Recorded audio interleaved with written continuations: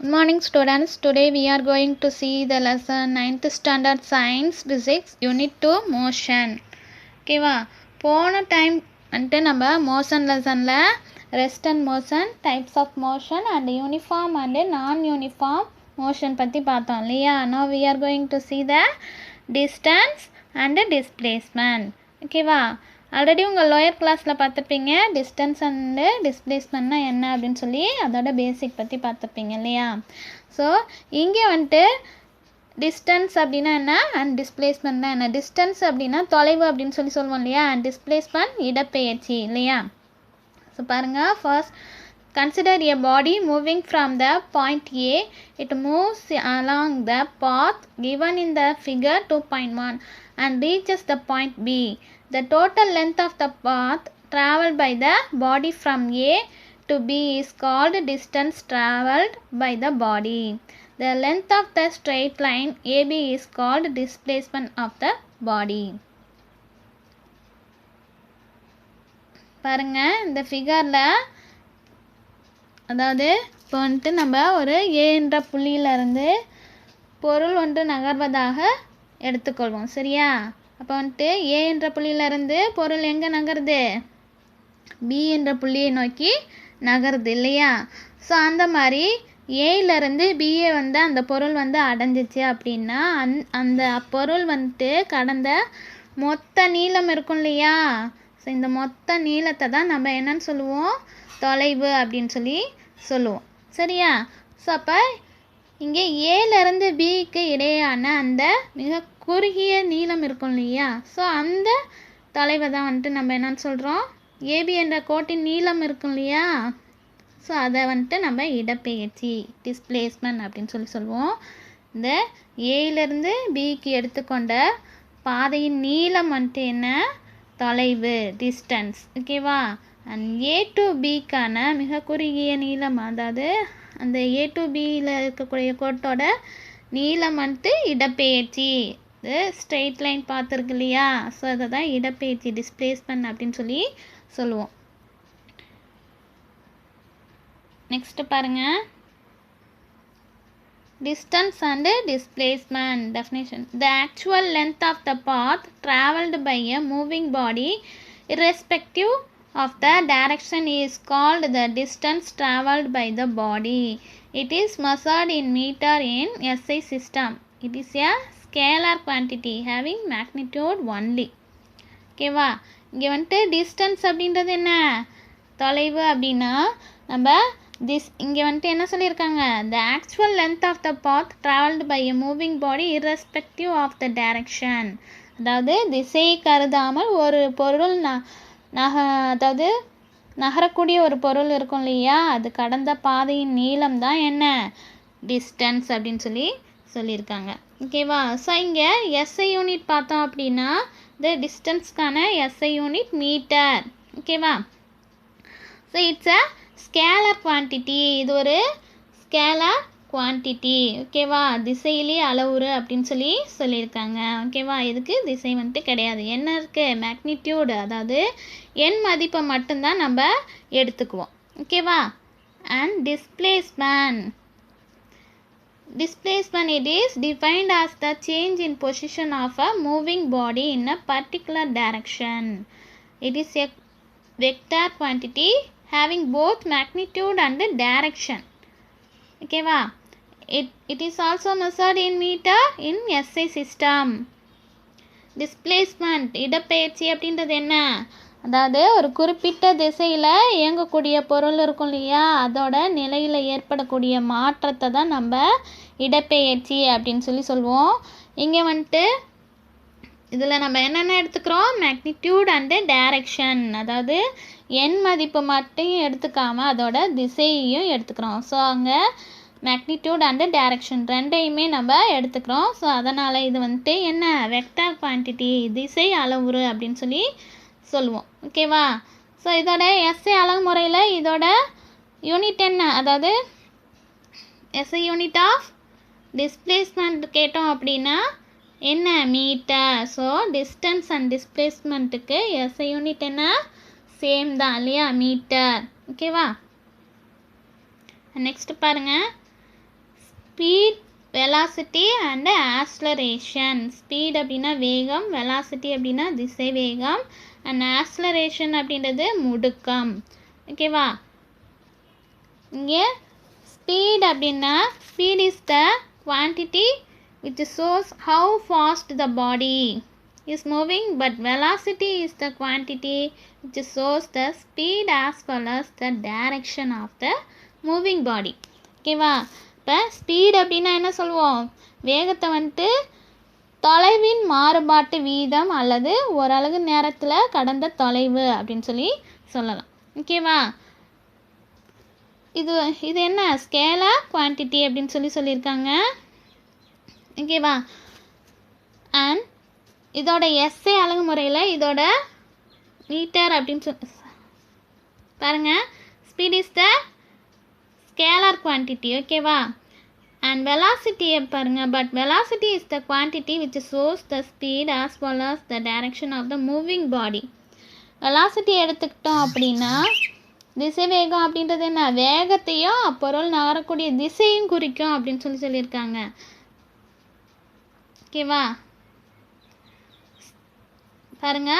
Speed is the quantity which shows how fast the body is moving. அதாவது வேகம் அப்படின்றது எவ்வளவு விரைவாக அந்த பொருள் ஒரு இடத்துலேருந்து இன்னொரு இடத்துக்கு செல்லுது அப்படின்றத குறிக்கக்கூடியது தான் வேகம். ஓகேவா? ஆனால் திசை வேகம் அப்படின்றது என்ன? வேகத்தையும் அப்பொருள் நகரக்கூடிய திசையையும் குறிக்கக்கூடியது தான் என்ன? வெலாசிட்டி அப்படின்னு சொல்லுவோம். ஓகேவா? ஸோ இப்போ ஸ்பீட் அப்படின்னா என்ன அப்படின்னு பார்த்தோம்னா, speed is the rate of change of distance or the distance travelled in unit time.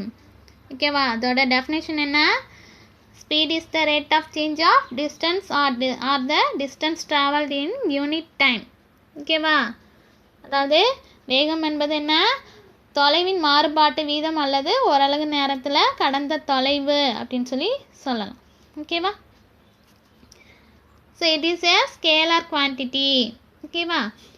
The SI unit of speed is meter per second or meter second power minus 1. ஓகேவா? இதோட SI unit என்னன்னு சொல்லியிருக்காங்க. வேகத்தோட SI அலகு முறையில் இருக்கக்கூடிய unit என்ன? Metre per second or metre second power minus 1. ஓகேவா? So அதோட formula speed is equal to distance travelled, அதாவது கடந்த தொலைவு டிவைடட் பை டைம் டேக்கன், எடுத்துக்கொண்ட நேரம். ஓகேவா? நெக்ஸ்ட் பாருங்க, velocity. Velocity is the rate of change of displacement. It is the displacement in unit time. பாருங்க, திசை வேகம் அப்படின்றது என்ன? இடப்பெயர்ச்சியின் மாறுபாட்டு வீதம் அல்லது ஓரளவு நேரத்திற்கான இடப்பெயர்ச்சி அப்படின்னு சொல்லலாம். ஓகேவா? ஸோ இது ஒரு vector quantity. It is a vector quantity. The SI unit of velocity is meter per second. So இங்கே வந்துட்டு ஸ்பீட் அண்டு வெலாசிட்டிக்கு SI யூனிட் என்ன? மீட்டர் பர் செகண்ட் தான். ஓகேவா? அதே மாதிரி நம்ம டிஸ்டன்ஸ் அண்ட் டிஸ்பிளேஸ்மெண்ட்டுக்கும் யூனிட் என்னன்னு பார்த்தோம்? மீட்டர் அப்படின்னு பார்த்தோம் இல்லையா? அதேமாதிரி ஸ்பீட் அண்ட் வெலாசிட்டிக்கான SI unit metre per second. ஓகேவா? ஸோ இதோட ஃபார்முலா என்ன? Velocity is equal to displacement by time taken, அதாவது இடப்பெயர்ச்சி டிவைடட் பை எடுத்துக்கொண்ட நேரம். ஓகேவா? And next acceleration. Acceleration அப்படின்னா முடுக்கம் அப்படின்னு சொல்லுவோம். Acceleration is the rate of change of velocity. அதாவது திசை வேக மாறுபாட்டு வீதத்தை தான் நம்ம முடுக்கம் அப்படின்னு சொல்லுவோம். Or it is the change of velocity in unit time. பாருங்க, முடுக்கம் அப்படின்றது என்ன? திசைவேக மாறுபாட்டு வீதம் அல்லது ஓரளவு நேரத்தில் ஏற்படக்கூடிய திசைவேக மாறுபாடு இருக்கும் இல்லையா? அதுதான் நம்ம ஆக்ஸலரேஷன் அப்படின்னு சொல்லுவோம். It is a vector quantity. ஓகேவா? And the SI unit of acceleration is metre per second square or metre second power minus 2. ஓகேவா? ஸோ இதோட SI யூனிட் என்ன? Metre per second square or metre second power minus 2. It's a vector quantity. ஓகேவா? இது ஒரு திசை அளவுரு அப்படின்னு சொல்லியிருக்காங்க. ஆக்ஸலரேஷன் ஃபார்முலா பார்த்தோம் அப்படின்னா change in velocity per time. ஓகேவா, அதாவது திசைவேக மாறுபாடு பை எடுத்துக்கொண்ட நேரம். ஸோ இங்கே ஆக்ஸலரேஷன் முடுக்கம் அப்படின்றது எதை குறிக்கும் அப்படின்னு சொல்லி பார்த்தோம்னா final velocity minus initial velocity by time. அதாவது ஃபைனல் வெலாசிட்டி இறுதி திசைவேகம் மைனஸ் ஆரம்ப திசைவேகத்தை எடுத்துகிட்டு டிவைடட் பை டைம் எடுத்துக்கொண்ட நேரத்தை எடுத்துக்குவோம். So acceleration A is equal to V minus U by T. ஓகேவா, பாருங்க, consider a situation in which a body moves in a straight line without reversing its direction. அதாவது இப்போ ஒரு பொருளை எடுத்துக்கிட்டோம் அப்படின்னா அது வந்து ஸ்ட்ரெயிட் லைனில் மூவ் ஆகுது அப்படின்னா அதோட வெலாசிட்டி எப்படி இருக்கும் அப்படின்னு சொல்லி பார்த்தோம்னா ஃப்ரம் த எபோ ஈக்குவேஷன், அதாவது இந்த ஃபார்முலாவை பேஸ் பண்ணி பார்த்தோம் அப்படின்னா வெலாசிட்டி, அதாவது final velocity is greater than initial velocity. பாருங்கள், ஃபைனல் வெலாசிட்டி அப்படின்றது என்ன, ஸ்மால் v இல்லையா, கிரேட்டர் தென் இனிஷியல் வெலாசிட்டி அப்படின்றது ஸ்மால் u.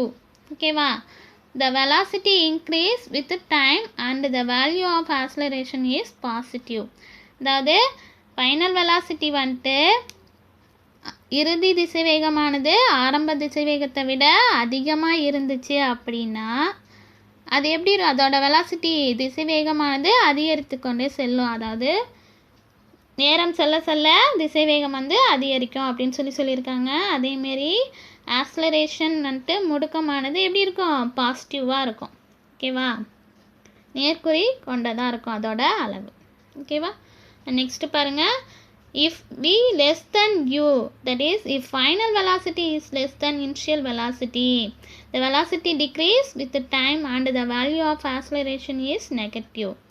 ஓகேவா, ஸோ இங்கே வந்துட்டு வெலாசிட்டி ஃபைனல் வெலாசிட்டி எப்படி இருக்குது, இனிஷியல் வெலாசிட்டியை விட குறைவாக இருந்துச்சு அப்படின்னா அதோட திசைவேகம் வேல்யூ எப்படி இருக்கும், டிக்ரீஸ் ஆகிட்டே இருக்கும். நேரம் செல்ல செல்ல அதோட வேல்யூ வந்துட்டு குறைஞ்சிக்கிட்டே இருக்கும் அப்படின்னு சொல்லியிருக்காங்க.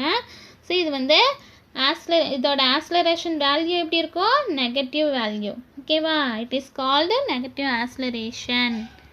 ஓகேவா, ஸோ இதை நெகட்டிவ் ஆக்ஸலரேஷன் அப்படின்றது என்ன, எதிர் முடுக்கம் அப்படின்னு சொல்லுவோம். ஓகேவா, வெலாசிட்டி வந்து டிக்ரீஸ் ஆகும்போது முடுக்கமானது எதிர் முடுக்கமாக இருக்கும் அப்படின்னு சொல்லியிருக்காங்க. அதேமாதிரி வெலாசிட்டி இன்க்ரீஸ் ஆச்சு அப்படின்னா பாசிட்டிவ் ஆக்ஸலரேஷன், அதாவது நேர் முடுக்கமானது இருக்கும் அப்படின்னு சொல்லியிருக்காங்க. ஓகேவா, ஸோ ஃபார் எக்ஸாம்பிள் பார்த்தோம் அப்படின்னா if the acceleration has the value -2 m/s. ஓகேவா, இப்போ அதுக்கு உதாரணமாக வந்துட்டு இப்போ -2 m/s எடுத்துக்கிட்டோம் அப்படின்னா அது வந்து என்ன ஆக்ஸலரேஷன், நெகட்டிவ் ஆக்ஸலரேஷன் அப்படின்னு சொல்லலாமா. ஸோ இங்கே negative acceleration is called retardation or deceleration அப்படின்னு சொல்லலாம். அதாவது எதிர் முடுக்கம் அப்படின்றது என்ன, ரிட்டார்டேஷன் அப்படின்றது வேக இறக்கம் அல்லது ஒடுக்கம் அப்படின்னு சொல்லுவோம். ஓகேவா, ரிட்டார்டேஷன் ஆர் டெஸ்லரேஷன் அப்படின்னு சொல்கிறோம் இல்லையா. ரிட்டார்டேஷன் அப்படின்றது வேக இறக்கம், டிஸ்லரேஷன் அப்படின்றது ஒடுக்கம் அப்படின்னு சொல்லுவோம்.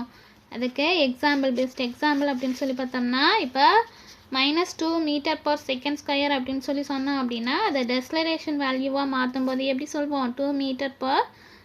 டெஸ்லரேஷன் இஸ் 2 m/s அப்படின்னு சொல்லலாம். ஓகேவா, ஓகேம்மா, நம்ம இது வரைக்கும் இந்த லெசனில் என்னென்ன பார்த்தோம், டிஸ்டன்ஸ் அண்டு டிஸ்பிளேஸ்மெண்ட் பற்றி பார்த்தோம். ஸ்பீடு, வெலாசிட்டி, பாருங்கள், ஸ்பீட், வெலாசிட்டி அண்ட் ஆக்ஸலரேஷன் பற்றி பார்த்தோம் இல்லையா.